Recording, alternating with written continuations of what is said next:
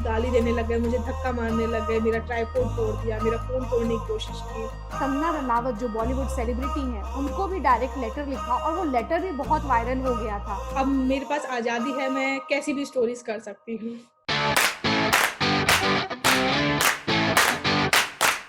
हिंदुस्तान में महिलाओं की सहभागिता लगभग हर क्षेत्र में देखने को मिल सकती है। वो चाहे घर हो, ऑफिस हो, स्टार्टअप हो, एसएमई हो, इंटरटेनमेंट इंडस्ट्री हो, बिजनेस इंडस्ट्री हो, हेल्थ केयर हो, पॉलिटिकल इंडस्ट्री हो, हर जगह आप महिलाओं को बहुत मजबूती के साथ अपना कदम जमाए देख सकते हैं। और इसी कड़ी को आगे बढ़ाते हुए हम आज अपने पॉडकास्ट में एक ऐसी महिला से बात करेंगे जिन्होंने समाज के अंडर प्रिविलेज कम्युनिटी के लिए काम किया है, वो चाहे दलित हो, महिलाएं हो या माइनॉरिटीज हो। मैं डॉक्टर श्वेता सिंह स्वागत करती हूँ मीना कोतवाल जी का अपने इस पॉडकास्ट शो में हु इज शी।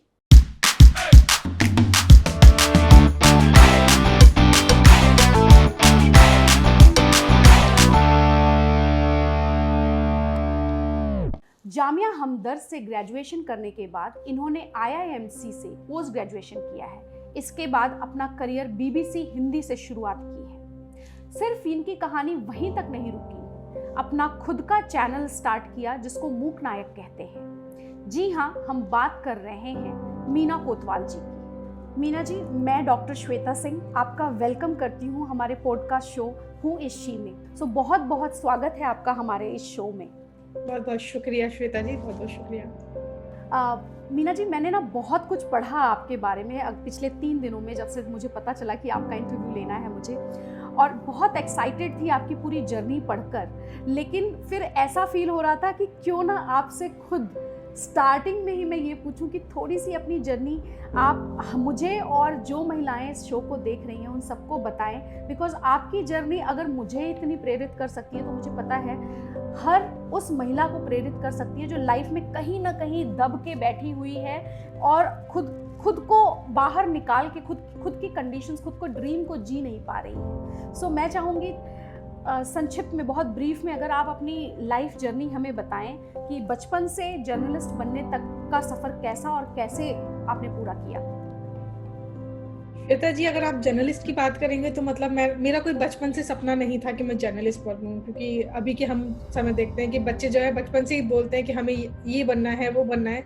ऐसा मेरा कोई सपना नहीं था। मैं एक बहुत जो है ऐसे परिवार से आती थी जहाँ पे कोई पढ़ाई का ऐसा खास माहौल नहीं था। मेरे पापा मम्मी जो है मजदूर थे और घर में कोई पढ़ा लिखा था नहीं जिससे आपको प्रेरणा मिलती रहे कि आगे पढ़ना है या कोई आपको फोर्स करे। घर वालों का भी यही था कि पढ़ना है, ठीक है, अपनी मर्जी से पढ़ना है तो पढ़ो, नहीं तो वो अपनी तरफ से कभी फोर्स नहीं करते थे कि तुम्हें स्कूल जाना है या पढ़ना है या कुछ भी। तो ऐसा ही होता था। अब क्योंकि मैं एक ऐसे एरिया में रहती हूँ, अम्बेडकर नगर दिल्ली के, यहाँ पे ज़्यादातर जो है बहुजन समाज के ही लोग रहते हैं। तो यहाँ पे ऐसा कुछ खास माहौल भी नहीं था कि आपके आस पड़ोस में लोग जो है आईएएस हैं या कोई डॉक्टर है। क्यों अब जो है लोग निकल रहे हैं, लेकिन उस समय जो बचपन की बात बता रही हूँ, बचपन में ऐसा कोई था नहीं। तो घर में पढ़ते पढ़ते लगा कि घर में कोई पढ़ता नहीं था, पढ़ा लिखा ऐसा कोई खास था नहीं। तो मैं क्या करती थी ना, बचपन से ही मेरा एक था कि मैं स्टेप वाइज करती थी। अच्छा, मेरा 5वीं हो गया, अब मेरा 10वीं हो गया, ये एक स्टेप हो गया, 12वीं हो गया, दूसरा स्टेप हो गया, अब मुझे कॉलेज पहुंचना है। तो एक सपना होता था कि आगे आगे कितना मैं पढ़ सकती हूँ। फिर कॉलेज हो गया, फिर अच्छा एक स्टेप और पार हो गया, फिर पोस्ट ग्रेजुएशन हो गया। तो इस तरह से मैं बढ़ती गई। स्कूल जब मैं कर रही थी 11वीं से ही मैंने जो है पार्ट टाइम जॉब करना शुरू कर दी थी, क्योंकि घर की आर्थिक स्थिति इतनी अच्छी नहीं थी कि वो जो है 5 बहन भाई थे हम लोग के सब पर जो है इतना खर्च कर सके। तो मैं सैटरडे संडे जो है जॉब करती थी, उससे अपने ही ऊपर खर्च करती थी। घर वालों ने कभी इस तरह से फोर्स नहीं किया, लेकिन ये मुझे अच्छा लगता था कि मैं अपनी कमाई से कुछ करूँ। तो वो शुरू से ही मेरे अंदर एक जज्बा था कि मैं खुद से कमाऊँ और खुद पे खर्च करूँ। फिर इस वजह से मैंने जो है दिल्ली यूनिवर्सिटी से कॉरेस्पॉन्डेंस से पढ़ाई करी थी ग्रेजुएशन की। लेकिन वहाँ मुझे कुछ मज़ा नहीं आ रहा था। मुझे लग रहा था पता नहीं मैं क्या कर रही हूँ, बस सिर्फ एग्ज़ाम देना होता है, पढ़ाई तो कुछ ऐसी खास होती नहीं है वहाँ पे। एग्ज़ाम भी दो तो वो भी ऐसे ही चले जाओ। फिर किसी ने कहा, क्योंकि मैं मतलब लंबी थी, दिखने में भी ठीक-ठाक थी, तो लोग कहते थे कि अच्छा तुम जो है एयर होस्टेस बन जाओ, मॉडलिंग कर लो, अच्छा, जर्नलिज़्म कर लो। जर्नलिज़्म का उस टाइम पे मतलब होता था कि पत्रकार बनने का मतलब जो टीवी पे स्क्रीन पर दिखाई देती है एंकर, इतना ही हम लोगों को मतलब उस समय पता होता था।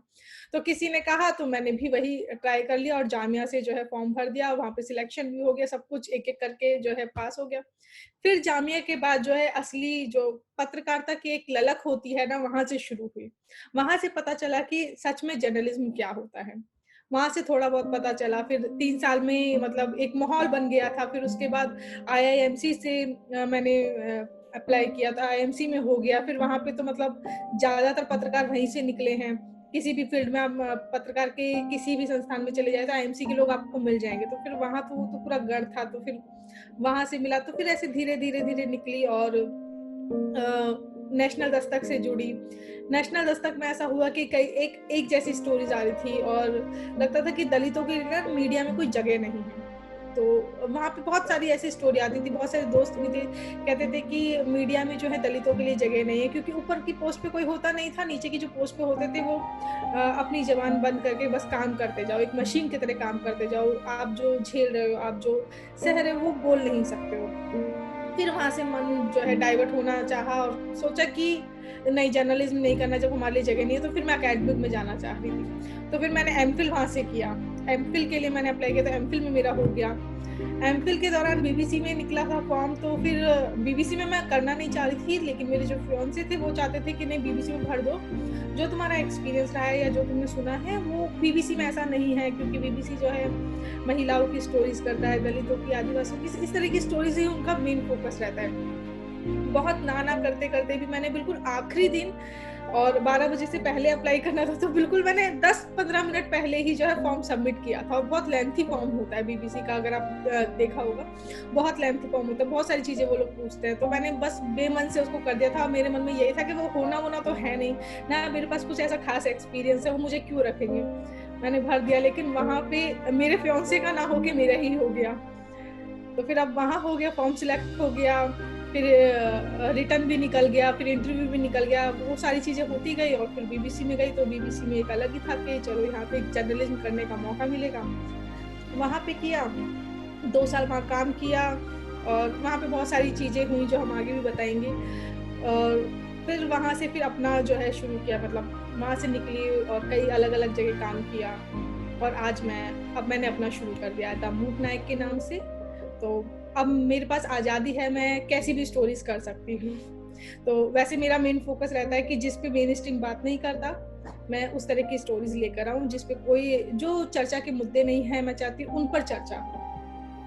बहुत अच्छा मीना जी, आपने एक बहुत ही अच्छे टॉपिक को छेड़ा अपने बात में जो जिसके लिए मतलब हमारी ऑर्गेनाइजेशन और मैं स्पेशली जिस पे हमेशा बात करती हूँ वो आपने बात की फाइनेंशियल इंडिपेंडेंसी की। आपने कहा कि मैं 11th क्लास से खुद का कमा के सैटरडे संडे जॉब करती थी और खुद चाहती थी खुद कमाऊँ और खुद अपने ऊपर उसको लगाऊँ। ये एक मेंटेलिटी जो है ये बहुत कम महिलाओं में देखने को मिलती है। चाहते तो हम सब हैं कि हम सब खुद कमाएं, बट फाइनेंशियल इंडिपेंडेंसी की जब बात आती है तो हम बहुत पीछे हो जाते हैं।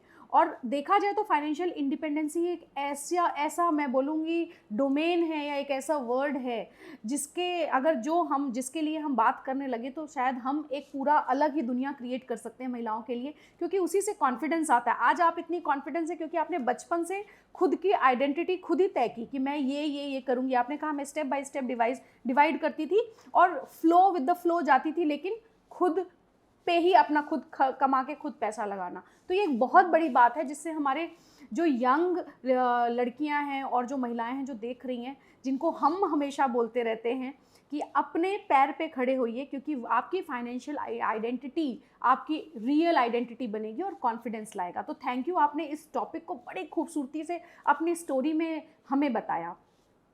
मीना जी, जब मैं आपकी स्टोरी पढ़ रही थी 2-3 दिन पहले अपने सोर्सेस के थ्रू, तो मैंने एक चीज़ देखा जहाँ पे बीबीसी, जब आपने बीबीसी हिंदी ज्वाइन किया तो वहाँ जातिवाद को लेके थोड़ा सा मतलब जब आपने छोड़ा तो आपने जातिवाद के का आरोप लगाया उन पे, और जिसकी तहत जो थोड़ा सा बहुत ज़्यादा शॉकिंग था मेरे लिए कि आपने 2 बार सुसाइड करने की भी कोशिश की।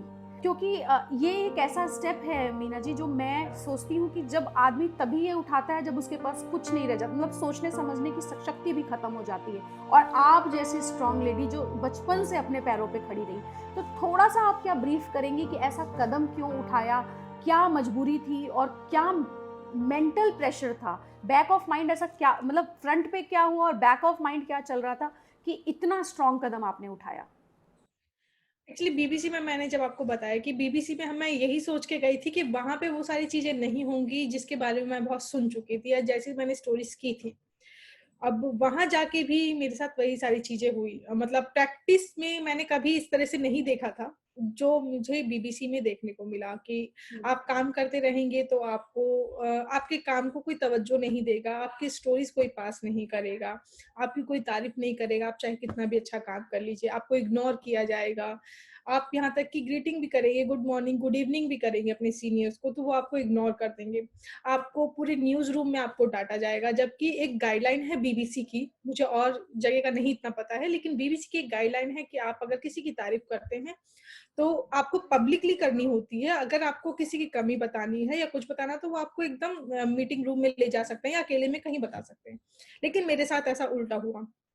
पब्लिक में मुझे डाँटा गया और अगर उन्हें अपनी गलती का रियलाइज़ हुआ या किसी ने उन्हें कहा, तो मुझे अकेले में जो है सॉरी कहा गया। तो मेरे साथ वो चीज़ें उल्टी हुई। मेरी स्टोरीज़ पास नहीं की जाती थी। मुझे मतलब ऐसा नहीं है कि स्टोरीज़ मेरी अच्छी नहीं थी क्योंकि न्यूज़ रूम में वो सीनियर्स जो है उनको पसंद नहीं आती, लेकिन जब बाहर आप मेरी स्टोरीज़ की बात करेंगे, तो बाहर के लोगों को बहुत पसंद आ रही थी। ऐसा नहीं था कि सिर्फ़ कुछ ही लोगों को पसंद आ रही है या एक तरह के लोगों को पसंद आ रही है। काफ़ी लोगों ने पसंद करी, उसके लिए मुझे अवार्ड भी दिया गया।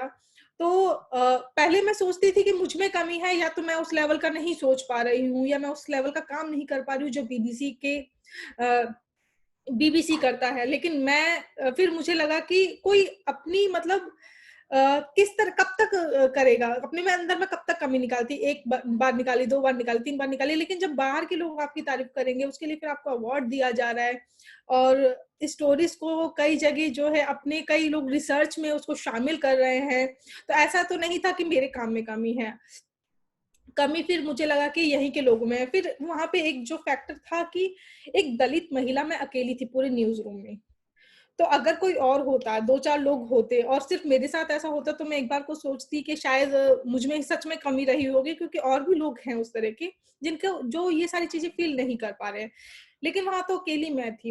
अब इसको मैं एकदम और आसान शब्दों में अगर समझाऊँ तो एक महिला को अगर आप देखिए, अगर वो 4-5 आदमियों के बीच में खड़ी है और वहाँ पे कोई कमेंट करता है, भद्दे कमेंट करता है महिलाओं को लेके गाली देता है, तो शायद उन लोगों को नहीं फ़र्क पड़ेगा। लेकिन अगर हम उनके बीच में अकेले खड़े हैं, तो हमें पता चलेगा कि महिलाओं को लेके कितना जो है इन्होंने आपत्तिजनक शब्द कहा है या कैसी गाली कही है, वो हम लोग फ़ील करेंगे। या किसी की जो अगर हम नज़रों की बात करें, मुझे लगता है एक महिला समझ जाती है, किसी का स्पर्श समझ जाती है, किसी की आँखों को देखने से समझ जाती है कि ये हमें किस नज़र से देख रहा है, या हमें दोस्ती की नज़र से देख रहा है या किसी और नज़र से देख रहा है। तो वो सारी चीज़ें मैं फ़ील कर पाती थी कि जब मैं सामने अपने सीनियर्स को देखती थी कि वो मुझे किस तरह से देख रहे हैं, किस तरह से नीचा दिखाना चाहते हैं, किस तरह से बात-बात पे डाँट देते हैं। तो वो सारी चीज़ें मैं फ़ील करती थी, वो शायद मैं किसी और को ना समझा पाऊँ या किसी और कोई और वो चीज़ जो है फ़ील ना कर सके। जैसे एक महिला जो फ़ील करती है, वो शायद किसी और को ना समझा पाए उस तरह से जो वो खुद फ़ील करती है। तो वही सारी चीज़ें मैं फ़ील कर रही थी। काम एकदम ठीक चल रहा था, लेकिन अचानक जो है मुझे फिर नोटिस पीरियड दे दिया जाता है 2 साल में कि अब जो है हम आपका कॉन्ट्रैक्ट खत्म कर रहे हैं। और कभी मैंने अपने काम में ऐसी शिकायत मुझे कभी नहीं दी गई उन्होंने कि आप मेरे काम में उन्होंने कोई शिकायत बताई हो। बस वर्बली वो मुझे बहुत डाँटते रहते थे। और उसका एक कई बार मैंने जो उसकी शिकायत की, शुरू में ही 9 महीने जो है एक डेस्क पे मुझे जॉब दिया। मेरे साथ जो है 8-9 लोगों की जॉइनिंग हुई थी, सब मेरे जैसे ही थे। उनकी अलग-अलग तरह की शिफ्ट लगाई जा रही है, मुझे सिर्फ़ एक ही शिफ्ट में डाला जा रहा है और उनकी तारीफ़ हो रही है, हर चीज़ की, किसी का प्रमोशन हो रहा है, कुछ हो रहा है, लेकिन मैं तो प्रमोशन के लिए वहाँ लड़ भी नहीं रही थी कि मुझे प्रमोशन चाहिए या किसी और, मैं तो अपने वजूद के लिए लड़ रही थी, कम से कम आप मुझे एक्सेप्ट तो कीजिए। वहाँ पे तो मुझे एक्सेप्ट ही नहीं किया जा रहा था, मेरे काम को कोई तवज्जो नहीं दी जा रही थी। तो वो चीज़ें मैं झेल रही थी और मैं शिकायत लगातार कर रही थी, लेकिन उससे कुछ फ़र्क नहीं पड़ रहा था। तो मैंने सुपर जो बॉस थे, उनसे भी कहा, तो उन्होंने भी कहा कि हम लोग सब ठीक करेंगे, सब कुछ ठीक हो जाएगा, ये तो बीबीसी की कमी है, अगर ऐसा आप फ़ील कर रही हो। तो फिर वो उनसे भी मैंने कहा, 1-2 बार कहा, फिर उनसे भी मैंने करना बंद किया, क्योंकि उस चीज़ में कोई बदलाव नहीं हो रहा था। और बीबीसी एक ऐसी जगह है श्वेता जी कि आप उसके बारे में अगर किसी को बताएँगी कि हम ऐसा फ़ील कर रहे हैं, तो सबसे पहले उँगली आपके ऊपर उठेगी। क्या आप बीबीसी में रह के ऐसा फ़ील कर रही हैं? तो मेरे साथ यही हो रहा था। मैं अपने फियांसे को जब ये सब बता रही थी, तो मेरे फियांसे जो है मुझ पे विश्वास नहीं करते। कह रहे, "नहीं, तुम शायद ज़्यादा सोच रही हो, तुम कहीं और ध्यान लगा रही हो, ऐसा हो ही नहीं सकता है।" तो फिर ऐसा लग रहा था मैं किसको बताऊँ? तबीयत मेरे कभी सर में दर्द तक नहीं होता था, मैं दवाई नहीं खाती हूँ जल्दी से। तो मैंने सर दर्द की कभी दवाई नहीं खाई, वहाँ जाके मुझे डिप्रेशन की दवाइयाँ खानी पड़ गई। वहाँ जाके जो है एक के बाद एक हॉस्पिटल चेंज कर रही हूँ, कुछ आराम नहीं आ रहा। डॉक्टर ने कह दिया कि अगर आप ज़्यादा टेंशन लेंगी तो कुछ भी हो सकता है, और भी ज़्यादा अगर इस तरह की टेंशन आप लगातार लेंगी। तो वो जो मैं अंदर घुट रही थी ना, मुझे ऐसा लग रहा था मुझे कोई सुन नहीं रहा है। और वो फिर मुझे ऑफ़िस जाने में इतना डर लगता था कि ऐसा लगता था मेरा एक्सीडेंट हो जाए, मैं मर जाऊँ या कुछ भी मेरे साथ हो जाए, बस मुझे ऑफ़िस ना जाना पड़े। मुझे वहाँ के लोगों की मतलब शक्ल ना देखनी पड़े या उनसे मेरी मुलाकात ना हो। तो इसीलिए जो है 2 बार मैंने इस तरीके करने की कोशिश भी की, लेकिन वो है कि मैं सफल नहीं हो पाई। और आज मुझे लगता है कि जो हुआ सही हुआ, उससे मैं और ज़्यादा स्ट्रॉन्ग हो गई हूँ, क्योंकि उस समय को अगर आपने पार कर लिया, वो जो 2-3 सेकंड का जो होता है, उसको अगर आपने पार कर लिया तो आप सबसे लड़ सकती हैं। और बीबीसी में अगर इस तरह का मेरे साथ हुआ है, तो मैं आज सोचती हूँ कि अच्छा हुआ ऐसा हुआ मेरे साथ, या बीबीसी ने ऐसा मेरे साथ किया, तब जाके मैं अपना काम शुरू कर पाई हूँ। द मूक नायक मैंने इसीलिए शुरू किया, या मैं आज कहीं भी खुलकर लिख सकती हूँ, खुलकर बोल सकती हूँ। और कहीं भी जो है लोग जानते हैं सिर्फ़ इस वज़ह से कि इस लड़की ने जो है खुल के जो है अपनी आवाज़ उठाई है, अपने हक और अधिकारों के लिए लड़ी है। मुझे नहीं पता इसमें कितनी सफलता मुझे मिलेगी या नहीं मिलेगी, लेकिन आगे चल के जो मेरी आगे पीढ़ी आएगी या मेरी बेटी को अगर मैं वो मुझसे सवाल करेगी, तो मैं उसको उसकी आँखों में आँख मिलाकर बोल पाऊँगी कि मैंने अपने समय पर अपनी आवाज़ उठाई थी। इसलिए अगर उसके साथ कभी कुछ हो तो उसे आवाज़ उठानी है। मीना जी, बहुत सही बात आपने बोली कि सक्सेस डिफाइन होता है, हम कैसे डिफाइन करना चाहते हैं खुद के लिए, और आपने उसको डिफाइन किया कि मैं अपने हक के लिए लड़ी और बहुत स्ट्रांगली खड़ी रही। और 2-3 सेकंड का जो मन में एक मैं कहूँगी वहम सा आता है, या हम हिल जाते हैं जिस टाइम पे अपने आप को संभाल नहीं पाते, अगर उसको क्रॉस कर लिया तो हम सक्सेसफुल होते हैं। पैसा मायने नहीं रखता, बट खुद का एक आइडेंटिटी क्रिएट करना मायने रखता है। और एक चीज़ जो आपने बहुत अच्छी की कि आप एक स्ट्रॉन्ग डॉटर रेस कर रही हैं, एक स्ट्रॉन्ग बेटी को आपने बहुत अच्छा उदाहरण सेट किया उसके लिए कि अगर तुम्हारी माँ कभी नहीं झुक सकती है और अपने हक के लिए लड़ सकती है, तो तुम्हें भी लड़ना होगा और स्ट्रांगली लड़ना होगा, क्योंकि उस टाइम में तुम्हारी माँ इतनी स्ट्रांग थी, तो आज तो और रिसोर्सेज अवेलेबल हैं। एक हेल्दी वर्क प्लेस कल्चर नहीं है बहुत सारी जगह, जिसको बनाने में मेरा, आपका, हम जैसे बहुत करोड़ों महिलाओं का हाथ होगा, अगर हम अपनी स्टोरी सामने रखें और इसके लिए लड़ें, जो आप मूक नायक के जरिए खुद कर रहे हैं। पर ये एक स्टोरी नहीं है मीना जी। अगर मैं देखूं, मैंने पढ़ा, आपने कंगना रनावत जो बॉलीवुड सेलिब्रिटी हैं, उनको भी डायरेक्ट लेटर लिखा और वो लेटर भी बहुत वायरल हो गया था। तो ऐसा क्या था उसमें, अगर आप थोड़ा सा ब्रीफ करें हमें तो। कंगना ने ने कंगना ने अपने ट्वीट के ज़रिए जो है उस समय जाति के ऊपर सवाल खड़ा किया था, आरक्षण के ऊपर सवाल खड़ा किया था कि जो है जातिवाद जो है अब है ही नहीं, और जो मॉडर्न लोग हैं, जो लिबरल लोग हैं, उनके बीच में तो बिल्कुल नहीं है, खासकर शहरों में नहीं है। तो मैंने उसी पे सवाल खड़ा किया था कि मैं खुद दिल्ली में रह रही हूँ। इंडिया में मुझे लगता नहीं है कि दिल्ली से बड़ा कोई शहर वैसा रहे है, राजधानी है ये। तो अगर मैं राजधानी में रह के ये सारी चीज़ें झेल रही हूँ, तो आप एक देहात में चले जाइए, बिहार में चली जाइए या किसी भी छोटे-से गाँव में चले जाइए, वहाँ पे तो बहुत ज़्यादा है। क्योंकि मैंने खुद ये सारी चीज़ें देखी है, बिहार इलेक्शन के टाइम पे मैं डोम जाति से मिली हूँ, मुसहर जाति से मिली हूँ, सरभंग से मिली हूँ। तो उनको तो पता भी नहीं है उनके साथ कितना बड़ा जातिवाद हो रहा है, वो तो अपनी जो है उसको कर्म मान के बैठ जाती हैं।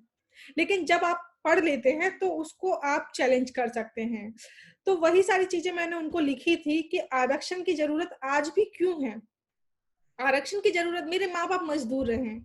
मैं आरक्षण की बदौलत इतना पढ़ पाई हूँ। मुझे लगता है कि आरक्षण की बदौलत ही जो है मैं सब कुछ कर पा रही हूँ।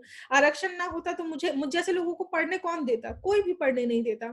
सरकारी नौकरी में आप देख लीजिए, सिर्फ़ आरक्षण के वजह से ही वहाँ पे कुछ लोग बने हुए हैं। क्यों प्राइवेट नौकरियों में नहीं है आरक्षण की वहाँ तो आरक्षण नहीं है, तो क्यों नहीं है प्राइवेट लोग वहाँ पे जो इस समुदाय के लोग हैं, वहाँ पे क्यों नहीं है प्राइवेट नौकरी में? क्यों जो है धीरे-धीरे सारी जो नौकरियाँ हैं, सारे जो संस्थान हैं, वो सरकारी से प्राइवेट किए जा रहे हैं, निजीकरण हो रहा है। आप देख रहे हैं सब रेलवे हो रहा है, बैंक हो रहा है, सब चीज़ें इसी वजह से, ताकि जब प्राइवेट हो जाएगा, आरक्षण का कोई मायने नहीं रहेगा। आरक्षण की वजह से लोग जो अभी सरकारी नौकरियों में पहुँच रहे हैं, हम जैसे लोग जो ऊपर उठ रहे हैं, वो लोग फिर उठ ही नहीं पाएँगे, वो तो फिर वहीं के वहीं बने रहेंगे। आपको मैं उदाहरण देती हूँ, जब बिहार चुनाव में मैं गई थी, तो जब मैं डोम समाज से मिली, तो वहाँ के लोगों ने मुझे बताया, मुसहर समाज के लोगों ने मुझे बताया कि हमारे बच्चे स्कूल तो जाते हैं, लेकिन अलग से अपना बर्तन लेकर जाते हैं। वो बर्तन लेकर जाने की उनको इसलिए ज़रूरत पड़ती है क्योंकि मिड डे मील सरकार ने स्कूलों में इसीलिए शुरू किया, ताकि गरीब का बच्चा भी स्कूल सिर्फ़ खाने के लालच में जाए। जो बच्चा अभी तक स्कूल नहीं जा रहा था, वो खाने के लालच में कम से कम एक समय का उसको खाना भरपेट मिलेगा। वो उस लालच में स्कूल तो जाए, ताकि उसको कुछ तो शिक्षा मिले, वहाँ पे बैठेगा तो कुछ सीखेगा वो। राइट। लेकिन उनके बच्चों को अलग से बर्तन ले जाना पड़ता है, खाना पहले सारे लोग खा लेते हैं, तब जाके उनकी जाति के बच्चों को खाना दिया जाता है, उसमें पानी मिलाकर दिया जाता है। और अगर वो गलती से बर्तन अपना नहीं लाए हैं, या उनके वहाँ का जो पानी है, खाना छू लिया, तो उनको मारा जाता है। उनके जो दूसरी जाति के बच्चे हैं, उनको अगर छू लिया तो उनको मार के भगाया जाता है। तो उन बच्चों के दिमाग में आप क्या सेट कर रहे हैं? एक जाति जो अभी वो समझ भी नहीं पाए हैं। 5-6 साल का बच्चा क्या समझेगा जाति को? लेकिन उसके मन में तो ये डर है ना कि हम एक अ, विशेष समुदाय से आते हैं और हम दूसरे लोगों को नहीं छू सकते हैं। तो वो कौन-से देश की बात कर रही थी? कौन-से लोगों की बात कर रही थी? मैं बीबीसी में काम कर चुकी हूँ, मुझे पता है कि मैंने वहाँ पे क्या झेला है, क्या नहीं झेला है। ठीक है, शहरों में जो है जातिवाद का तरीका बदल गया है। शहरों में आपके साथ लोग दोस्ती करेंगे, आपके साथ खाएँगे, उठेंगे, बैठेंगे, सब कुछ करेंगे, लेकिन वो आपके समुदाय में शादी नहीं करेंगे। आप उनसे ऊपर काम नहीं कर सकते हैं। वहाँ पे यही चीज़ें तो बर्दाश्त नहीं की गई ना बीबीसी में, मैं उनके साथ बैठ के काम कैसे कर रही हूँ, उनसे अच्छा काम कैसे कर रही हूँ। तो इसीलिए वो सारी चीज़ें कमी निकालते गए और उन्होंने पता आसानी से मुझे निकाल दिया। वो चीज़ें बर्दाश्त नहीं करेंगे। अगर मैं भी वहाँ रह के कुछ सफाई का काम कर रही होती, चाय बनाने का काम कर रही होती, या कुछ ऐसा काम कर रही होती कि उनके लेवल में बैठ के ना कर रही होती, तो वो शायद मुझे बहुत सारी सिम्पैथी दिखाते कि हम आपके साथ हैं, तुम्हें कोई दिक्कत हो तो हम हैं, फलाना है, ढिमकाना है, आपके साथ कुछ ऐसा करेगा तो हम आवाज़ उठाएँगे। तो वो सारी चीज़ें वो करने को तैयार होते, लेकिन उनको बर्दाश्त तो ये नहीं है ना कि हमारे साथ बैठ के इस जाति के लोग कैसे काम कर सकते हैं, क्योंकि सदियों से ये समुदाय तो उठ के काम करता ही नहीं है, इनकी तो आवाज़ हम बने हुए हैं। वो यही चाहते हैं कि इनकी स्टोरी हम करें, इनकी आवाज़ हम बताएँ, इनका दर्द हम बताएँ, लेकिन वो खुद नहीं बता सकते हैं। तो इसी को तो चैलेंज मैंने किया है कि मैं अपना दर्द मैं खुद क्यों नहीं बता सकती हूँ? मेरा हाथ अगर कटा है, तो मैं क्यों नहीं बता सकती कि मेरे हाथ में मुझे कितना दर्द है? किसी और को बताने की क्या ज़रूरत है? मैं अच्छे से बताऊँगी या कोई और अच्छे से बताएगा? सामने वाला शायद उतना ही बताए जितना उसको समझ में आ रहा है, या उसको कोई फ़र्क ही नहीं पड़ेगा मुझे कितना दर्द हो रहा है, कितना नहीं हो रहा। लेकिन मैं अपना दर्द क्यों ना बताऊँ? बिल्कुल। तो और वो आप उनको आपके बर्दाश्त नहीं दर्द हुआ। से मीना जी, आपके दर्द बताने से शायद बहुत सारी महिलाएँ जो ये दर्द झेल रही हैं, वो भी आगे आएँ और बात करें, और शायद हम कुछ चेंज लेकर आ सकते हैं। तो आपने बहुत सही कहा, मैं आपसे क्वेश्चन कर रही हूँ, लेकिन आपके दर्द को सिर्फ़ थोड़ा-सा महसूस कर सकती हूँ। असली पेन तो आपको ही महसूस हो रहा होगा कि आपने उस टाइम पे क्या झेला।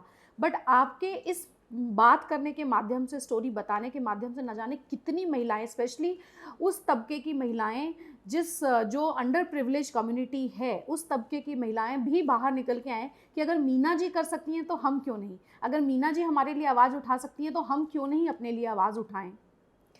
मीना जी, जर्नलिस्ट का जो करियर होता है, स्पेशली अगर वुमेन जर्नलिस्ट है ना, तो बहुत डिफ़िकल्ट होता है। मेरी बहुत सारी दोस्तें हैं जो वुमेन जर्नलिस्ट हैं डिफरेंट चैनल्स में, और बहुत ही चुनौतीपूर्ण भरा करियर होता है। तो कभी आपकी लाइफ में ऐसा कोई इंसिडेंस हुआ जो आप बहुत अनकंफर्टेबल महसूस किया हो, बहुत अजीब-सा महसूस किया हो, और या तो बहुत चुनौतीपूर्ण रहा हो? चुनौतियाँ तो बिल्कुल, जब आप फ़ील्ड में उतरते हैं तो चुनौतियाँ तो बहुत सारी रहती हैं। अनकंफर्टेबल तो ऐसा मुझे अभी कुछ खास याद आ नहीं रहा है, पता नहीं, ऐसा हुआ होगा शायद। लेकिन ये था कि सबसे ज़्यादा ये रहता है कि फ़ील्ड में जिस तरह के हम काम करते हैं, उस पे लोग आप पे सवाल बहुत आसानी से उठा देते हैं और एक महिला पर सवाल उठाना बहुत आसान है हमारे देश में। अभी हाल ही में जब मैं बिहार चुनाव के दौरान मोदी जी की रैली कवर करने गई थी, तो मेरे हाथ में जो द शुद्रा का माइक था। अब वो नाम सुन के ही वहाँ के लोगों को समझ आ गया होगा कि जो है किस तरह की मैं स्टोरीज़ कर रही हूँ, और उस भीड़ में मुझे महिलाएँ नहीं दिख रही थी।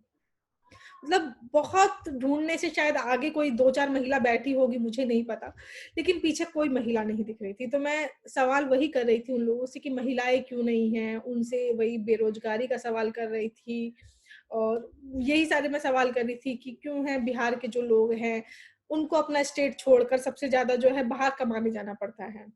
क्यों एजुकेशन के लिए उनको बाहर जाना पड़ता है। तो उसी पे उन्होंने मुझ पे जो है उल्टा-सीधा उन्होंने बोलने लग गए कि ये दलाल मीडिया है, ये ऐसी है, ये वैसी है। उल्टी-सीधी गाली देने लग गए, मुझे धक्का मारने लग गए, मेरा ट्राइपॉड तोड़ दिया, मेरा फ़ोन तोड़ने की कोशिश की। तो वो पूरा एकदम लिंचिंग जैसा माहौल बन गया था। मुझे लिटरली वहाँ से भागना पड़ा। और भागना भी मतलब मैंने देखा कि गेट पे जो है पुलिस खड़ी हुई है, तो मैं पुलिस की तरफ भागी, क्योंकि मोदी जी उस समय से निकल गए थे, उनके निकलने के बाद ये सारा चीज़ हुआ। तो जल्दी से मैं पुलिस के तरफ भागी, और मेरे साथ मेरी बेटी जो है साथ-साथ जाती है। तो वो कुछ दूरी पर गाड़ी में बैठी हुई थी, तो मैंने जल्दी से तुरंत फ़ोन किया कि आप गाड़ी लेकर निकलिए, मेरा वेट मत करिएगा, मैं अगर दिख भी जाऊँ गलती से, तो भी मत रुकना, सीधा निकल जाओ। मुझे उस समय अपनी बेटी के लिए सबसे ज़्यादा डर लग रहा था कि मेरी वज़ह से मेरी बेटी को कुछ ना हो।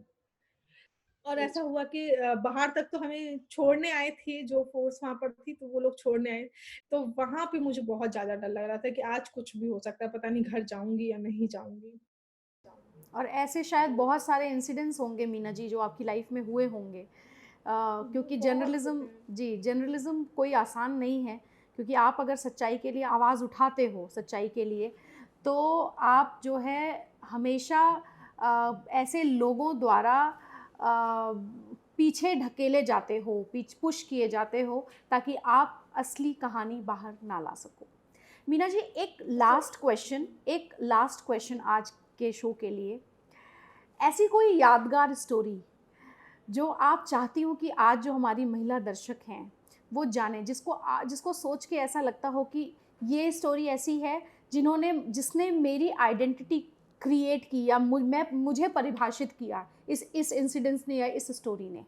वैसे तो बहुत सारी मतलब स्टोरी है, मैं इसी तरह की स्टोरी करती रहती हूँ, जिनकी कोई आवाज़ मतलब उठाता नहीं है उस तरह से।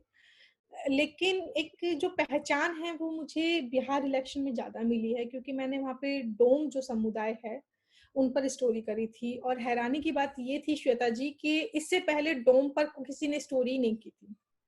जबकि इतने सारे जर्नलिस्ट रह चुके हैं, मतलब एक से एक नाम आप भी जानती हैं, मैं भी जानती हूँ, बिहार से इतने सारे लोग निकले हुए हैं। लेकिन वो डोम उस डोम को उन्हों किसी ने दिखाया ही नहीं था। मेरे करने के बाद कई लोगों ने वहाँ से स्टोरी की, लेकिन वहाँ से मुझे सच में वो पहचान मिली कि मैं थी पहली महिला जिसने जो डोम मुसहर समाज पर जो है उस तरह से स्टोरीज़ दिखाई हैं, जो दिखानी चाहिए। मुसहर पे शायद कुछ स्टोरीज़ पहले हुई थी, सरभंग यानी भंगी जो समाज है उस पर हुई थी। सरभंग में आपको एक जाति बता दूँ, वहाँ पे एक गाँव है, सरभंग जाति वहाँ रहते हैं, और वो सारे के सारे सिर्फ़ भीख माँगने का काम करते हैं। उनकी जाति के लोग सिर्फ़ भीख माँगने का काम करते हैं। तो वो स्टोरीज़ मैंने दिखाई, डोम समाज की मैंने स्टोरी दिखाई, तो वहाँ से एक पहचान, मतलब पहचान तो पहले थी ही, लेकिन एक एडिशनल मेरा जुड़ गया कि मैंने उस समाज की जो है स्टोरी दिखाना शुरू की, और उसके बाद मेरे बाद मुझे अच्छा लगता है कि मेरे बाद कई लोगों ने और उठाई उस स्टोरी को। एक मैसेज जो आज जो इस शो को महिलाएं देख रही हैं उनको जो आप देना चाहती हैं। देखिए, महिलाओं के लिए मैं एक चीज़ कहूँगी कि महिलाएँ हमेशा हमारे देश में दोयम दर्जे पर रही हैं। तो इसलिए कोई फ़र्क नहीं पड़ता वो किसी भी कास्ट की हों, किसी भी समाज की हों, वो हमेशा पुरुषों से पीछे ही आँकी जाती हैं। तो पहला तो उन्हें मेहनत ज़्यादा करनी पड़ती है। उन्हें बताना पड़ता है कि हम हैं, मतलब हमारा कोई वजूद है, तो उन्हें अपने वजूद को दिखाने के लिए उसको ज़्यादा लड़ना पड़ता है। दूसरा मुझे लगता है कि महिलाओं को कमाना चाहिए। क्योंकि अगर आप कमाते हैं, अगर आपके पास अपना खुद का पैसा है ना, तो आपको किसी के आगे हाथ गिड़गिड़ाने की ज़रूरत नहीं है। आप अपनी खुद की ज़रूरत बहुत सारी पूरी कर सकते हैं। क्योंकि एक बार में पति भी आपको ताने दे देता है, आपके पिता भी आपको ताना दे देते हैं कि खुद कमाती नहीं है, बैठी रहती है, सिर्फ़ फालतू का उड़ाना जानती है। जबकि महिलाएँ बहुत सोच समझ के जो है खर्च करती हैं। तीसरा, आप कोई भी हैं, कुछ भी हैं, अपने हक और अधिकार की आवाज़ उठाना सीखिए, क्योंकि चुप रहना कोई सॉल्यूशन नहीं है। मतलब कुछ भी नहीं, अगर आप अपने लिए आवाज़ नहीं उठा सकते, तो कोई तीसरा आपके लिए आवाज़ उठाने कभी नहीं आएगा। तो शुरुआत आपको करनी पड़ेगी। पीछे आपको बैक में बहुत सारे लोग मिल जाएँगे, लेकिन शुरुआत तो आपको करनी ही पड़ेगी। Thank you so much Meena ji. आपकी स्टोरी और आपके ये जो मैसेज है ये इतना स्ट्रॉन्ग है कि मुझे लगता है मैं अगर हिल गई हूँ तो फिर वो महिलाएं जो दब के बैठी हुई हैं, अपने ड्रीम्स को अपने अंदर छुपा के बैठी हुई हैं, और शायद डोमेस्टिक वायलेंस, शायद ऑफिस वायलेंस, शायद मेंटल वायलेंस खुद से ही लड़ रही हैं, समाज से लड़ रही हैं और कुछ बोल नहीं पा रही हैं, उनके लिए बहुत बड़ा प्रेरणा स्रोत ये आपकी स्टोरी रहेगी। Thank you so much Meena ji. आप बहुत जो जिसको कहते हैं एक बिग मोटिवेटर हैं आप। एक मोटिवेटिंग कैरेक्टर होना अपने में ही बहुत बड़ी बात है। तो थैंक यू सो मच हमारे शो में आने के लिए और हमसे बात करने के लिए। धन्यवाद। बहुत-बहुत शुक्रिया डॉक्टर श्वेता, बहुत-बहुत शुक्रिया। तो ये थी महिला जर्नलिस्ट मीना कोतवाल जी, और आज इनकी जर्नी सुनकर जो 3 लेसन्स लाइफ के हम सब महिलाओं को लेने चाहिए, वो पहला ये कि फाइनेंशियल इंडिपेंडेंसी बहुत ज़रूरी है अपने कॉन्फिडेंस और अपनी आइडेंटिटी बिल्ड करने के लिए। दूसरा, अपनी आवाज़ हमें स्वयं बनना है, किसी के ऊपर डिपेंडेंट नहीं रहना है। अपने ड्रीम्स को खुद जिए और खुद उस पर एक्शंस और एग्जीक्यूशन लें, उसके लिए बहुत ज़रूरी है हम अपनी आवाज़ खुद उठाएं। And third, the most important thing, women होना, महिला होना खुद में ही सबसे स्ट्रॉन्ग बात है। Thank you so much for watching our podcast show, Who is She? Thank you so much.